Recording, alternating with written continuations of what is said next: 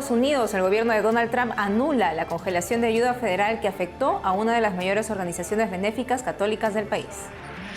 El Papa Francisco pide el cese de hostilidades en la República Democrática del Congo y la protección de los civiles que sufren por los enfrentamientos entre rebeldes y soldados. Desde México, la Iglesia pide que se promueva una agenda de la vida que vele por el derecho a nacer, la dignidad humana y la paz, tras la despenalización del aborto hasta las 12 semanas de gestación en el estado de Nayarit. Desde Costa Rica, la disminución de la natalidad, el aumento de la violencia y las próximas elecciones son los retos a los que se enfrenta la Iglesia en 2025 en su tarea evangelizadora por la paz y la defensa de la vida y la familia.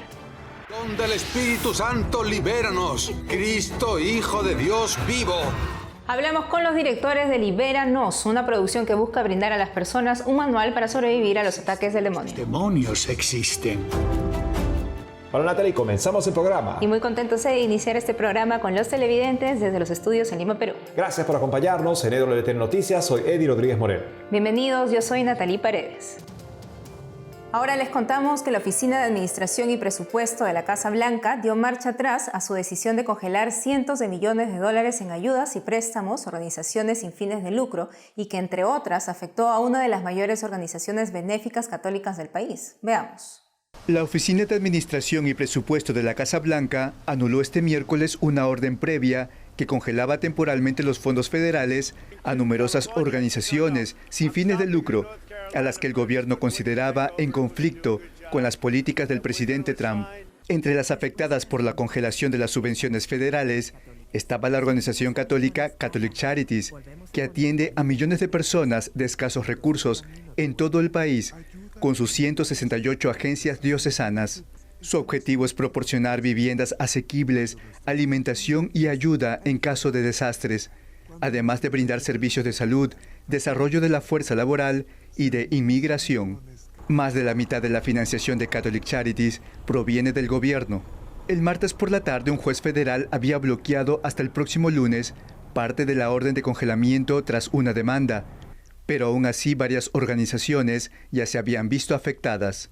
De acuerdo a Monseñor Alfred Lopinto, director ejecutivo de Catholic Charities en Brooklyn y Queens, cuando su contralor fue a presentar el martes una solicitud de reembolso, no pudo hacerlo. Más tarde se enteraron que habían cerrado el sistema. Según la cadena de noticias CNN, la Casa Blanca recibió numerosas llamadas de legisladores y funcionarios estatales con preguntas sobre el impacto del congelamiento en sus estados de origen. Finalmente, el gobierno decidió dar marcha atrás a la medida. Y el presidente Donald Trump también firmó una orden ejecutiva para poner fin a la ideología de género radical en el ejército, revirtiendo la directiva del expresidente Joe Biden que permitía a los soldados que se identificaban como transgénero servir en las Fuerzas Armadas. La orden del 27 de enero, que entrará en vigor en 30 días, establece que cualquier persona que exprese una falsa identidad de género divergente del sexo de un individuo no puede satisfacer los estándares necesarios para el servicio militar, que añade está reservado para aquellos mental y físicamente aptos para el deber. Según un informe del Servicio de Investigación del Congreso, el Departamento de Defensa gastó alrededor de $15 millones en servicios de transición de género para miembros del servicio militar activo desde el 1 de enero de 2016 hasta el 14 de mayo del 2021. Ahora nuestra atención va al Vaticano, desde donde el Santo Padre sigue atento a lo que pasa en el mundo, compenetrado con el sufrimiento humano por las guerras y la violencia. Veamos cómo se expresó en su audiencia general de este miércoles. Nuestra corresponsal Paola Arriaza informa. El Papa recibió a los peregrinos en el Aula Pablo VI del Vaticano para dar inicio a su audiencia general. En ella habló de la importancia de fiarse en la providencia divina. Sorelle e fratelli, chiediamo anche noi al Signore Pidamos también al Señor la gracia de escuchar más de lo que hablamos, di quanto parliamo. la gracia de soñar los sueños de Dios y de acoger responsablemente al Cristo que desde el momento de nuestro bautismo vive y crece en nuestra vida. Vive e cresce nella nostra vita. Durante su saludo a los peregrinos, el Santo Padre expresó su preocupación por la reciente oleada de violencia en República Democrática del Congo. Los enfrentamientos entre los rebeldes del M23 junto a los soldados ruandeses contra las Fuerzas Armadas congoleñas y sus aliados han causado gran sufrimiento en las calles de Goma, una ciudad en la zona este del país. Esprimo la mia preoccupazione Expreso mi preocupación por el deterioro de la seguridad en la República Democrática del Congo. Insto a todas las partes involucradas en el conflicto a que se comprometan a cesar las hostilidades y a proteger a la población civil de Goma y de las otras zonas afectadas por las operaciones militares. Amnistía Internacional pidió este 28 de enero que se dé prioridad a la protección civil y el acceso humanitario, ya que saqueos, disparos indiscriminados y bombardeos afectan a la ciudad. El pontífice mostró su rechazo por lo que sucede en la capital, Kinshasa, y pidió que cese toda forma de violencia contra las personas y su bien. Añadió que reza por el establecimiento de la paz e invitó a la comunidad local e internacional al máximo empeño por resolver pacíficamente este conflicto. Francisco sigue con preocupación los conflictos mundiales y dedica unas palabras de intercesión a favor de los afectados en la mayoría de sus audiencias generales. Así lo hizo en esta ocasión. No dimentichiamo pregare per la pace. Y no olvidemos rezar por la paz. Palestina, Israel, Myanmar y tantos países que están en guerra. La guerra es siempre una derrota. La guerra siempre es una sconfitta. Al finalizar su audiencia general, el pontífice recordó que se acerca la memoria litúrgica de San Juan Bosco e invitó a los fieles a aprender de esta experiencia del santo de confiarse en la providencia divina. En Roma, Paola Riaza, EWTN Noticias. Pater et Filius Spiritus Sanctus. Dirigimos nuestra atención hacia México para contarles que por mayoría de votos el Congreso del Estado de Nayarit despenalizó el aborto el 24 de enero último. Según el órgano de comunicación del Congreso, la reforma aprobada elimina las penas a las mujeres que aborten dentro de las primeras 12 semanas de gestación, entre otras medidas. Con esta reforma, Nayarit se convirtió en el 18º estado mexicano en permitir el aborto. En respuesta a esta decisión, el obispo de Tepic, Monseñor Luis Antonio Flores, expresó su pesar y agradeció la valentía y compromiso de los 12 legisladores que defendieron la vida contra los 17 que votaron a favor del aborto. Escuchemos. Este acto legislativo que ignora la dignidad intrínseca de la vida humana desde su concepción nos confronta con la realidad de una cultura que parece haber olvidado el valor sagrado de la vida. La aprobación de esta reforma no solo representa un desafío a nuestras convicciones más profundas como comunidad de fe, sino que también abre la puerta a una serie de implicaciones éticas y morales que afectan a todos los sectores de nuestra sociedad. Es un acto que, bajo el pretexto de defender derechos, en realidad socava el derecho más fundamental, el derecho de la vida. Ante esta situación, quiero hacer patente la necesidad de iniciar una agenda de la vida que convoque a todos los sectores de nuestra sociedad dispuestos a participar en la defensa y promoción de la vida. Este esfuerzo buscará generar las condiciones necesarias para garantizar no solo el derecho a nacer, sino también la dignidad humana y la paz en nuestro querido estado de Nayarit. Les exhorto a todos a orar por nuestro estado de Nayarit y por aquellos que tienen el poder de decidir sobre leyes que afectan profundamente nuestras vidas, que lleguen a una conversión de lo que han hecho mal. Ahora nos vamos a Costa Rica, que este 2025 inicia con nuevos retos para la Iglesia Católica en su tarea evangelizadora por la paz y la defensa de la vida y la familia. Nuestra corresponsal Anastasia Telles nos cuenta. El fenómeno mundial del envejecimiento demográfico es una realidad y Costa Rica no escapa a ello. Muchos jóvenes ya no desean tener hijos, lo que supone un cambio en la dinámica social y un reto que los obispos de la Iglesia Católica costarricense se plantean ante la llegada del nuevo año.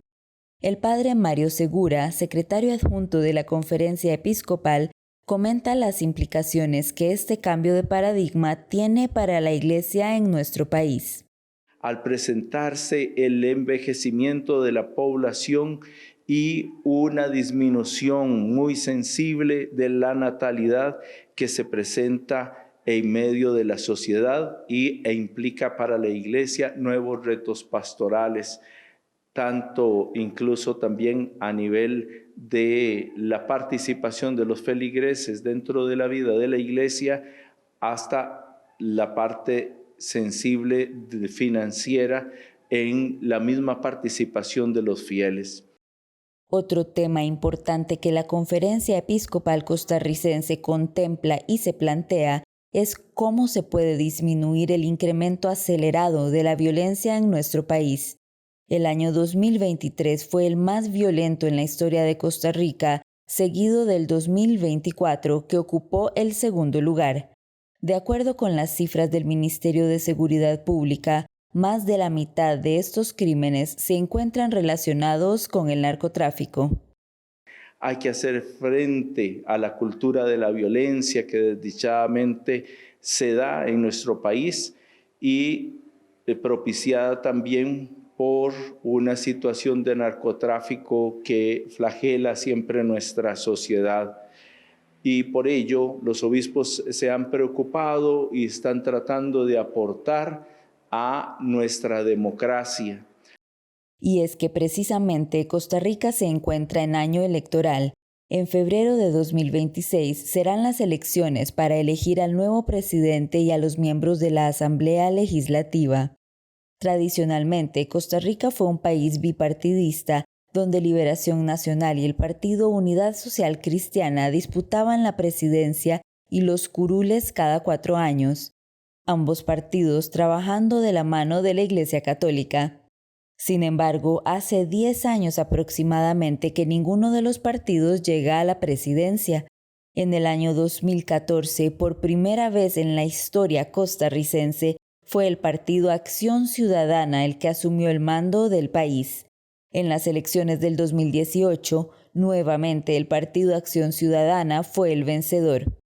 En el año 2022, el Partido Progreso Social Democrático fue elegido por el pueblo bajo el liderazgo del actual presidente, el señor Rodrigo Chávez Robles. Los gobiernos del PAC se caracterizaron por su lejanía con la Iglesia Católica, impulsando agendas ideológicas opuestas a la doctrina de la Iglesia. En el gobierno actual, nuevamente se han retomado valores propios de la tradición costarricense y de nuestra Iglesia.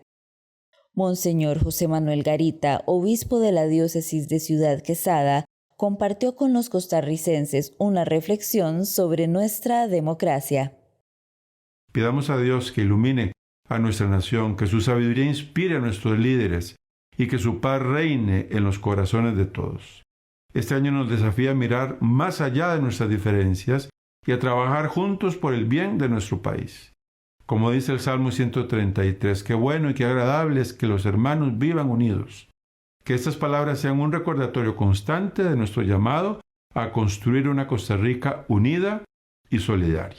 Finalmente, el padre Mario Segura comentó a EWTN Noticias que los obispos desean que este año jubilar esté lleno de frutos y que además de la conversión y el encuentro con Dios, los fieles no olviden a los hermanos más necesitados. En San José, Costa Rica, Anastasia Telles Abarca, EWTN Noticias. La nueva autobiografía del Papa Francisco, coescrita con el periodista italiano Carlo Musso, fue lanzada hace poco en más de 80 países. En la obra, el propio Santo Padre describe detalles de su vida y coloca la esperanza como su virtud teologal fundamental. Veamos el informe. Hace unos días salió a la venta Esperanza, la primera autobiografía del Papa Francisco. Es la primera vez en la historia que un pontífice narra en primera persona los episodios que marcaron su vida. Abarca desde su niñez, en el seno de una familia de emigrantes italianos en Argentina, hasta que se convierte en el sucesor de San Pedro. Estábamos esperándolo, el libro. Se suponía que se publicaría después de su muerte, pero gracias a Dios él, el Papa Francisco, está vivo. Creo que esta obra especial, imagino, profundizará en su vida privada. Siempre es maravilloso escuchar o leer a un papa que habla con sinceridad. La obra de 400 páginas y publicada por la editorial Plaza y Janés, Penguin Libros, es el resultado de 6 años de trabajo y fue escrita con la colaboración del periodista Carlos Musso, quien ayudó al Santo Padre a narrar su historia. Creo que las autobiografías son muy interesantes. He leído sobre Benedicto XVI, el Papa alemán, y también sobre Juan Pablo II, y da una idea de su vida. Y realmente supongo que espero más información y también sobre lo que siente acerca de su vida como Papa y también sobre la forma en que realmente vive. En su obra, el Papa también afronta cuestiones como la guerra, la migración, la política social, la sexualidad o el futuro de la Iglesia. Todo ello bajo la impronta de la esperanza, un término elegido en consonancia con el jubileo que se celebra este año. El libro ya está a la venta en español y se puede comprar en la plataforma penguinlibros.com. Nos vamos a una pausa, pero al volver. Don del Espíritu Santo, libéranos. Cristo, Hijo de Dios vivo. Hablamos con los directores de Libéranos, una producción que busca brindar a las personas un manual para sobrevivir a los ataques del demonio. Dios existe. Además, conoceremos Canto App, una aplicación sobre música litúrgica desarrollada por un sacerdote francés que reside en Cuba y que se puede descargar en todo el mundo desde Apple y Android. Regresamos con más noticias con Enfoque Católico.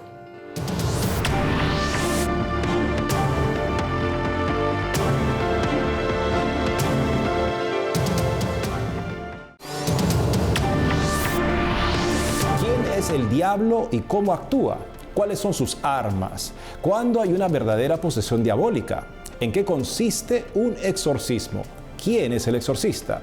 Está por estrenarse una película que responde a estas preguntas y que es la única que cuenta con el patrocinio de la Asociación Internacional de Exorcistas. Para saber más al respecto estamos con los directores del film, Giovanni Ziberna y Valeria Baldan, que nos hablan desde Gorizia, en Italia. Giovanni y Valeria, bienvenidos al programa. Gracias, saludos. ¿Cuál ha sido el motivo que los movió a hacer este documental? Ante todo nace de una experiencia personal tras nuestra conversión. Fuimos llamados por un exorcista a darle una mano durante los exorcismos como auxiliares. Quien vea el film entenderá mejor cuál es el rol del auxiliar, que es quien da una mano al exorcista, tanto desde el punto de vista práctico como con la oración interior, naturalmente, no la oficial del exorcismo. Y lo que hemos notado allí es que es algo muy lejano de lo que la cinematografía nos había mostrado, con escenas extremadamente horríficas. En verdad, nos hemos encontrado ante el poder de Dios, a la acción de la gracia del Señor, que hace de todo y combate para salvar a las almas. Hemos querido contar esto y contar lo que pueden ser los diversos peligros, diversas trampas, hoy siempre más difundidas, que llevan a las personas a caer en las garras del demonio. ¿Qué encontrarán las personas que van a ver este film? Yo lo llamo informalmente un manual para supervivir en las insidias del demonio, porque en cierto sentido es justamente un manual, tanto desde el punto de vista teológico, litúrgico y también práctico, lo que son las trampas del demonio. También, sobre todo, responder a la pregunta, ¿quién es el demonio? ¿Existe verdaderamente el demonio? Y brinda un cierto vademecum, un verdadero manual, para entender mejor estos temas y alejarnos, y entender también qué hacer en el caso que uno sospeche un posible ataque espiritual. ¿Qué personas explican este argumento, este tema en el documental? Son principalmente exorcistas. Gracias justamente al patrocinio de la Asociación Internacional de Exorcistas, hemos podido entrevistar a las personas más cualificadas para hablar del tema, dado que son temas muy resbaladizos y es necesario ser muy cauto en cómo se explica, cómo se habla de ellos, porque puede malentenderse cada palabra. Y además hay también un psiquiatra que explica del punto de vista, digamos, científico, la diferencia que puede haber entre un ataque espiritual y por lo tanto un malestar espiritual con una acción extraordinaria del demonio y lo que pueden ser enfermedades psiquiátricas o psicológicas. Por lo tanto, hay una neta distinción entre estas dos cosas y por lo tanto, obviamente, hay diversos caminos para ayudar a la persona que sufre de estos malestares, tanto los espirituales como los psiquiátricos. He escuchado que este film estará en España, estuvo en España, se estrenó en España el 24 de octubre del año pasado. ¿Saben cuánto estará este film en Latinoamérica? Se estrena este 30 de enero en Colombia, en unas 30 o 40 salas en diversas ciudades y posteriormente estamos proyectando, junto a los distribuidores de Latinoamérica, estrenar en otros países. Por lo tanto, esperamos llegar cuanto antes a todos los demás países de Latinoamérica. Creemos que hay una gran necesidad de brindar claridad sobre estos temas, porque son muchas las personas que caen en estos peligros. Giovanni Ziberna y Valeria Baldan, directores del film Libéranos, el combate de los exorcistas. Gracias por haber estado con nosotros el día de hoy. Mil gracias a ustedes. Y ahora les presentamos Canto App, una aplicación especializada en música litúrgica que ha sido desarrollada por un sacerdote francés que vive en Cuba y que se puede descargar en todo el mundo desde Apple y Android. Nuestra corresponsal Rachel Díez nos cuenta. He tomado 5 minutos para hacer una playlist. El padre Alban María Ducosquer pertenece a la Fraternidad del Verbo de Esperanza. Desde hace 15 años es misionero en Cuba y durante este tiempo ha trabajado en compilar música litúrgica para las celebraciones y la evangelización. La idea nació durante su primera misa en la isla, donde llamó su atención la musicalidad con que cantaban los cubanos y lo asentados que están en sus ritmos tradicionales. Escuchamos aquí Tú eres el camino de Dariel Cordero. Me di cuenta que había muchos talentos, muchos jóvenes talentosos, músicos, que querían hacer algo con la música. Empezamos a dar algunos conciertos de evangelización con este grupo que estaban haciendo, al cual dimos el nombre de Acrisolada, que viene del lema de la ciudad, mi lealtad acrisolada, mi lealtad que fue probada por el fuego, y dimos este nombre de Acrisolada a este grupo porque me gustaba la idea de la purificación. Para poder cantar a Jesús hay que ser purificado. Cuenta el padre Alban que grabaron la música por la necesidad pastoral que había en las comunidades del campo, pues mientras en la ciudad las asambleas cantaban a una voz, en el campo no había instrumentos y en ocasiones ni siquiera coro. La primera finalidad de este trabajo fue realmente venir en ayuda a la misión. Y cuando algunos sacerdotes se enteraron de lo que estaba haciendo, me pidieron el trabajo, me pidieron las grabaciones. Muy rápidamente yo hablé con mi obispo, que me animó a hacerlo. Estamos actualmente con más de 800 grabaciones que cubren todo el año litúrgico, todos sus tiempos litúrgicos, el Adviento, Navidad, el tiempo ordinario, Cuaresma, tiempo pascual, y tenemos también cantos específicos para todas las grandes solemnidades, que vienen, vamos a decir, en primer lugar de Cuba, pero también de todo el mundo hispano, latinoamericano también. A través de la Comisión Nacional de Liturgia entregaron las grabaciones, partituras y textos de forma gratuita por los obispados de toda Cuba, pero algunos sacerdotes extranjeros manifestaron el deseo de tener el material para usarlo en sus misiones por Latinoamérica. Fue así que nació la idea de la aplicación Canto App. La aplicación cuenta con cantos de, vamos a decir, en el formato de música religiosa popular, o sea, es formato instrumental. Cuenta con más de 250 cantos en formato de órgano, y también hay un inicio de música gregoriana y polifónica. Y en el formato música religiosa popular tenemos como casi 500 cantos grabados actualmente. Y hay una parte bonus entonces con la música de evangelización del grupo Acrisolada y otros grupos que se van a agregar poco a poco. Es una aplicación que quiere ser dinámica, o sea, que quiere incluso proponer a los compositores hispanos de presentar su música, y se hará una selección cuidadosa para ver todo lo que se puede incluir poco a poco en esta aplicación de la música litúrgica hispana. Se oye un cantar en la noche bella, tres reyes van. Con Canto App es posible reproducir los cantos incluso en sitios donde no hay servicios de internet. Está disponible para Apple y Android con letra, partitura, voz cantada o instrumental y tutoriales en video que ayudan a descubrir las potencialidades de la aplicación. También una carpeta de novedades para los cantos que se van incorporando. Los músicos que participan de las grabaciones se dedican al ministerio musical en distintas diócesis de Cuba. Entre ellos están los esposos Olga y Jesús, pertenecientes a la diócesis de Bayamo Manzanillo, quienes han grabado más de 100 canciones del material. En el caso, Olguita es cantante, grabada de canto, yo soy grabado de piano, pero mi trabajo fundamental en el proyecto viene hacia la producción musical. Tenemos como 120 cantos ya grabados, hay que hacerlo propio. Primero hay que vivirlo, primero hay que degustar esa letra y rezarla para luego entonces interpretarla. Canto App es una herramienta de animación para las asambleas cuya suscripción anual tendrá un costo de $30. Así quienes la quieran no solo accederán a sus beneficios, sino que además estarán contribuyendo a la misión en Cuba. Sí, lo que les pido a los músicos es vivir este ministerio como un servicio. Y el que lo vive rezando, al final luce mucho, pero al servicio del mensaje, de la palabra de Dios. Eso me parece muy, muy importante. Un coro no es para lucir, un coro es para servir, es para animar a la comunidad a cantar.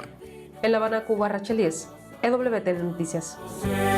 Señor, por este pan y por el vino que acercamos a tu altar. Eso es todo por hoy, amigos. Gracias por haber estado con nosotros. Ya saben que pueden seguirnos en nuestras redes sociales y en ewtnnoticias.com. Hasta mañana.